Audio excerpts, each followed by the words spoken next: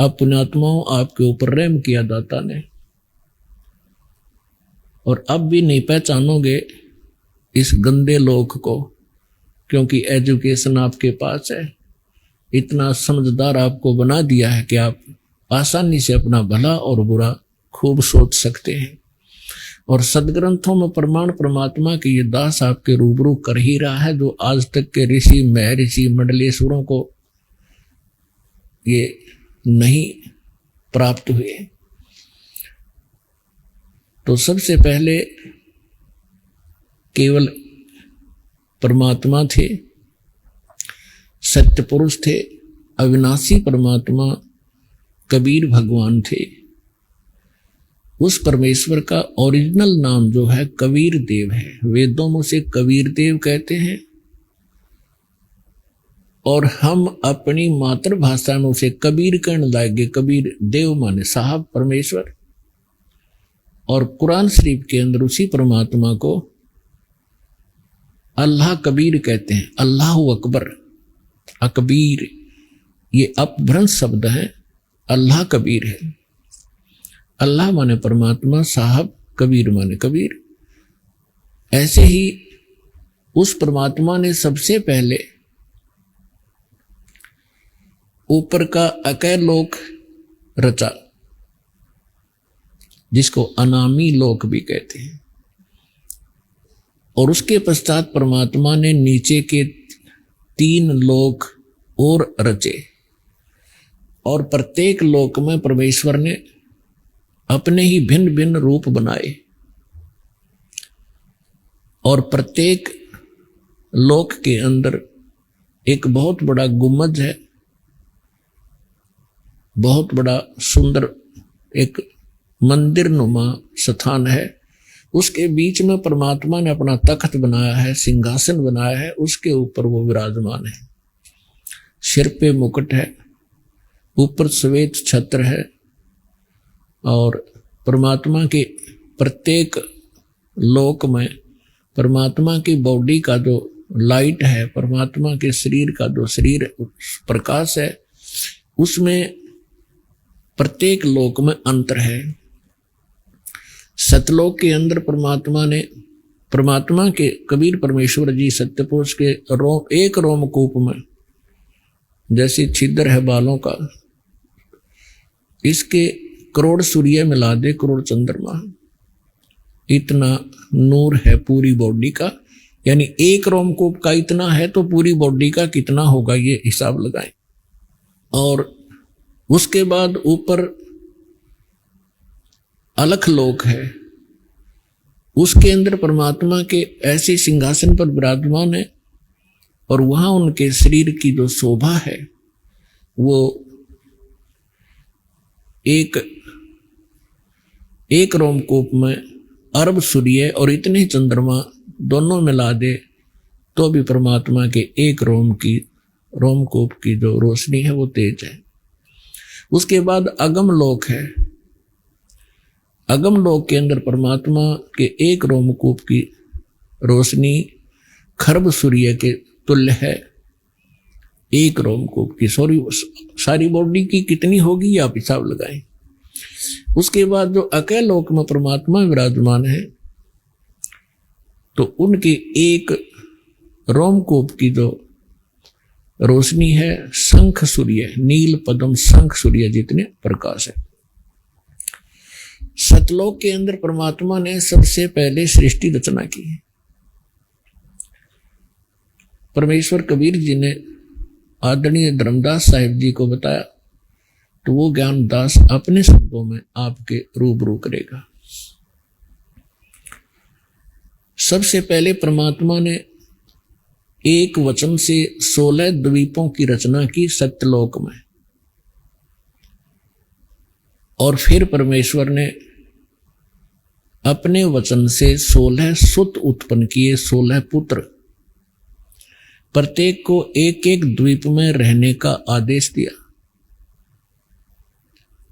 कुछ समय उपरांत परमात्मा ने अपने उन्हीं 16 उत्पन्न पुत्रों में से, जिनमें से एक अचिंत है,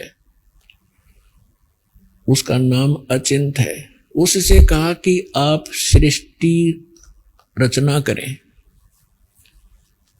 और परमात्मा ने उसको शक्ति दे दी, वचन दे दिया, आशीर्वाद दे दी। अचिंत ने अपने वचन से अक्षर पुरुष की उत्पत्ति की, और परमात्मा ने उन्हीं प्रत्येक द्वीप में एक मान सरोवर की रचना की। उस सतलोक के अंदर एक मान सरोवर की रचना भी उन द्वीपों के साथ ही की। और छोटे छोटे सरोवर तो सभी लोगों द्वीपों में बनाए ही जाते हैं। तो अक्षर पुरुष स्नान करने के लिए उस मान सरोवर में चले गए। तो पुण्यात्मा, वहां श्वासों से शरीर नहीं है, तो वहां जाकर के उसने पहले स्नान किया, फिर उस शीतल जल के अंदर आनंद से लेट गए, निंद्रा आ गई। काफी समय तक वो बाहर नहीं आए।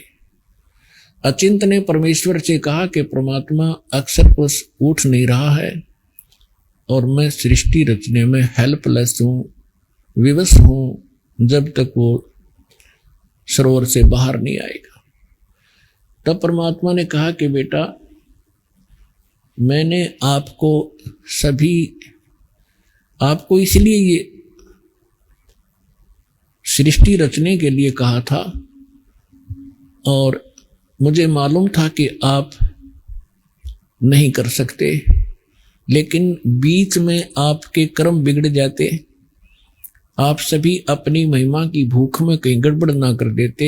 इसलिए समर्थ का काम समर्थ ही कर सकता है, आगे से सावधान रहना पुत्र।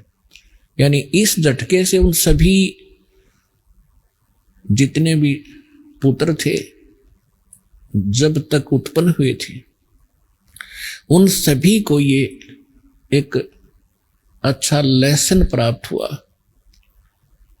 उसके बाद परमात्मा ने क्या किया, उसी सरोवर से थोड़ा सा अमृत लिया, अपने वचन से एक अंडा बना दिया। अंडे में अपने ही बॉडी से, शरीर से, वचन से एक आत्मा उसमें प्रवेश कर दी, और उस अंडे को उस सरोवर में छोड़ दिया। अंडा गड़गड़ करता हुआ जा रहा था, काफी विशाल अंडा बना दिया। एक तो पुण्यात्माओं, भक्ति मार्ग के अंदर, अध्यात्म मार्ग में आप अपने विज्ञान को मत अड़ाना, क्योंकि अध्यात्म मार्ग में कोई इम्पॉसिबल चीज नहीं होती। हमारी बुद्धि उसको ग्रहण नहीं कर पाती, वो हमारी कमजोरी है। इसलिए कोई भी ज्ञान दास आपको बतावे वो गॉड गिवन है। आप बालक हैं, आपकी बुद्धि नहीं कैच करे तो उसको नकारा ना करना, स्वीकार करना। अब जो ही वो अंडा नीचे को जा रहा था, अक्षर पुरुष की निंद्रा भंग होगी। जैसे कोई किसी को अधूरी निंद्रा से जगा दे किसी कारण से भी, तो उसको थोड़ा सा क्रोध होता है। इसी शोर आवाज से वो जागा और क्रोध से देखा कि किसने मेरी निंद्रा भंग करी। वो कोप अंडे में प्रवेश हुआ, जिस कारण उस कोप से अंडा फट गया। उसमें से ये ज्योत निरंजन सर पुरुष निकला। परमेश्वर ने कहा कि तुम दोनों बाहर आओ और अचिंत के द्वीप में चले जाओ। अक्षर पुरुष और सर पुरुष ये दोनों आज्ञा का पालन करके अचिंत के द्वीप में चले गए। उसके बाद परमेश्वर सत्य पुरुष ने, कबीर जी ने अपने वचन से हम सभी आत्माओं की रचना की और हमारे लिए सबके अलग अलग महल बनाए, सुंदर द्वीप बनाए, बहुत लंबे चौड़े, और पूरे सतलोक को सदाबहार वृक्षों से युक्त कर दिया। और वहाँ का जो मटेरियल है, वहाँ के जो पदार्थ हैं, बहुत ही स्वादिष्ट और कभी नाश न होने वाले, कभी समाप्त न होने वाले हैं। फिर क्या हुआ, कुछ दिनों के बाद इस ज्योत निरंजन के अंदर एक खरपतवार पैदा हुआ, खुरापात।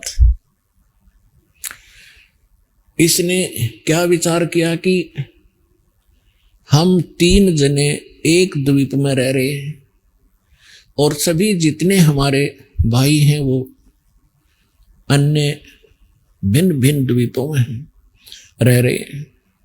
तो उसने क्या अपनी बुद्धि से सोचा, उसने तप शुरू किया। जब 70 युग तक तप कर लिया तब परमात्मा ने पूछा कि ज्योत निरंजन आप क्यों तपस्या कर रहे हो, किस चीज की आवश्यकता है तुझे। ज्योत निरंजन ने यानी सरपुरुष ने कहा कि प्रभु पिताजी ये द्वीप मेरे लिए थोड़ा स्थान है, मुझे अलग स्थान दीजिए। तब परमेश्वर ने उनको 21 ब्रह्मांड दे दिए। जैसे एक धनी पिता अपने पुत्र को अलग से 21 यानी कुछ प्लाट दे देवे, ऐसे समझो। उन 21 ब्रह्मांड को पाकर के ये बड़ा प्रसन्न हुआ। उन प्लाटों को देख देख कर फूला नहीं समावे। फिर इसके मन में आया कि इसमें कुछ रचना भी करूं। उसके लिए फिर ये भिखारी, इसने फिर से तपस्या की। जब 70 युग दूसरी बार तपस्या कर चुका तब परमेश्वर ने पूछा कि क्या मांगता है अब तू, जो मांग रहा था तुझे दे दिया। तब इसने कहा कि परमात्मा है पिता, कुछ सृष्टि रचने की सामग्री प्रदान करें ताकि मैं कुछ रचना करूं। तब परमेश्वर ने, कबीर भगवान ने इसको 5 तत्व और 3 गुण दे दिए। अगले बेटा तुम खेल खिलौनों से।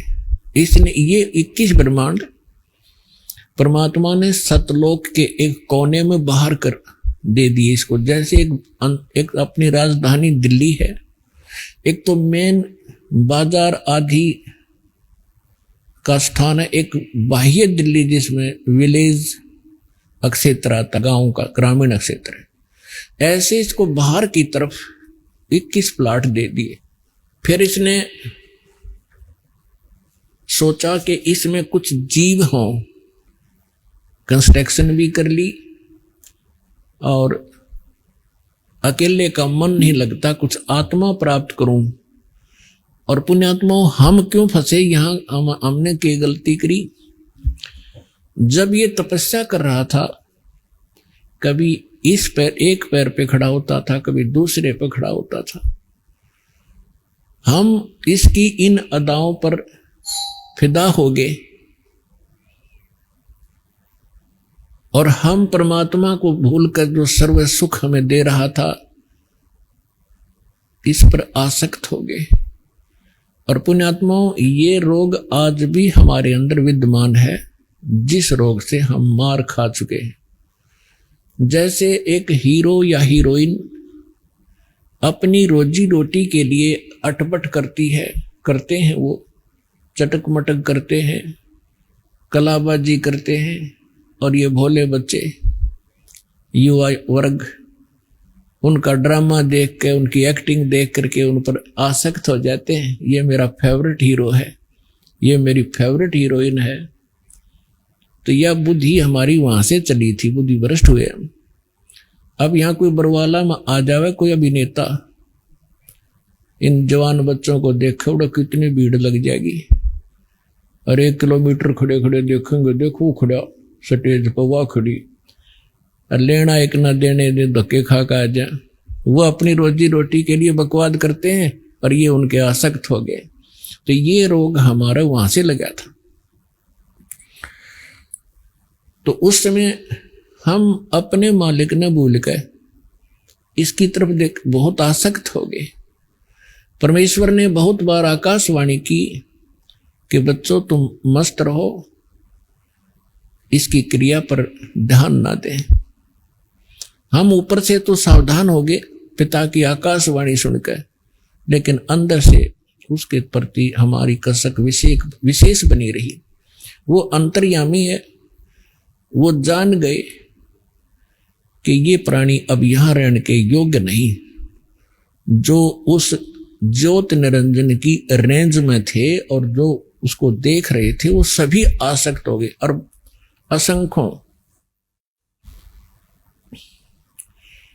तो फिर उस ज्योति निरंजन ने फिर तप शुरू किया। जब 64 युग तक इसने तप कर लिया, तब परमेश्वर ने पूछा कि भाई तूने जो मांगा था वो सारी वस्तु दे दी, अब क्यों हट कर रहा है, अब क्या चाहता है? तब इसने कहा पिताजी मुझे कुछ आत्मा दे दो, अकेले का दिल नहीं लगता। परमेश्वर ने कहा कि भी देखो 64 युग तूने तप किया, तीसरी बार इसकी प्रतिफल में और तुझे दे सकता हूं, प्लाट कितने ले ले ब्रह्मांड, पर आत्मा नहीं दे सकता। ये मेरा अंश है, मेरी वचन से उत्पन्न हुए हैं, ये मेरी आत्मा है, मेरे शरीर से निकली है। अपन आत्माओं, आप किसी माई बहन से पूछकर देखना। वैसे तो परमात्मा की वाणी में लिखा है कि पिता को पुत्र या पुत्री संतान बहुत प्रिय होती है, बालक, लेकिन मां को उस पिता से भी 100 गुना ज्यादा प्रिय होते हैं बच्चे, ये स्वाभाविक है। तो इसी प्रकार उस परमात्मा के हम बालक हैं, हम उसकी बॉडी से निकले हैं, उनका एक विशेष लगाव है हमारे से, लेकिन हम बच्चे हैं, बच्चे वाली बातें करते रहते हैं। लेकिन किसी भी बच्चे ऊपर आपत्ति आती है तो माता पिता कितने दुखी होते हैं वो वही जान सकते हैं। तो कहने का भाव ये है कि जब उसने 64 युग तप किया तो परमात्मा ने कहा भाई आत्मा तो मैं जो नहीं, और प्लाट ले ले, कितने ब्रह्मांड ले सकता है। फिर परमात्मा ने कहा एक शर्त है, यदि कोई आत्मा स्वयं आपके साथ जाना चाहते हो तो वो जा सकते हैं। तो पुण्यात्मा युगकाल भगवान हमारे पास आया, जितने भी यहां चीटी से लेकर हाथी तक, रंग से लेकर राजा तक, ब्रह्मा विष्णु महेश तक और दुर्गा तक, जितने भी ये देव हैं, ये सभी हम इस काल के जाल में वहां ऐसे फंसे।